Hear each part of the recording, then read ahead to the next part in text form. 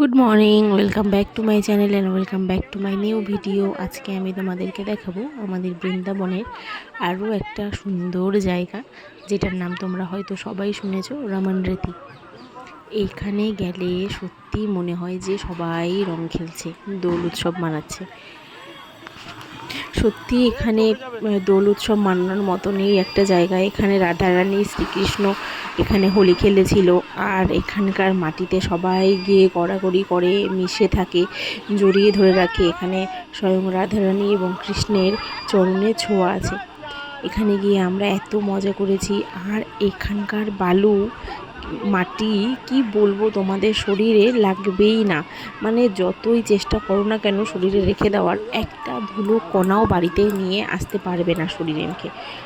নিমেষের মধ্যে কোথায় যেন একটা গায়েব হয়ে যাচ্ছে।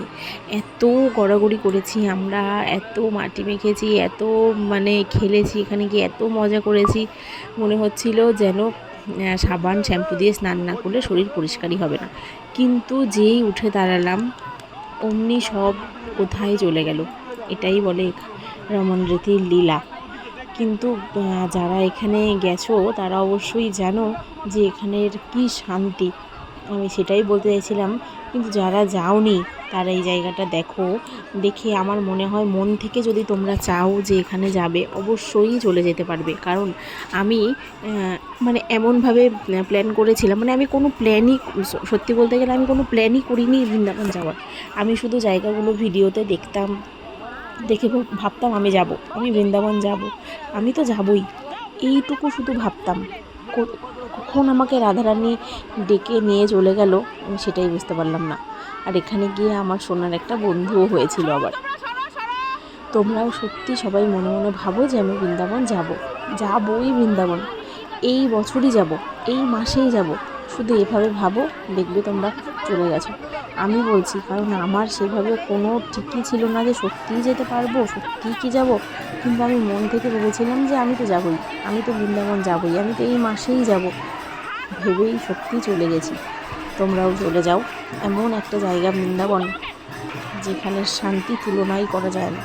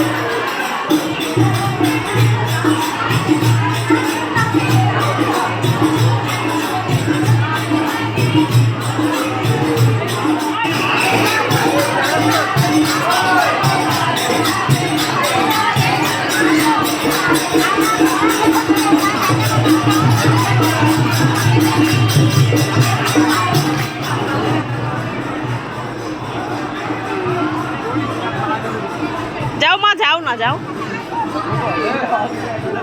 এটা রাজা। ভিডিও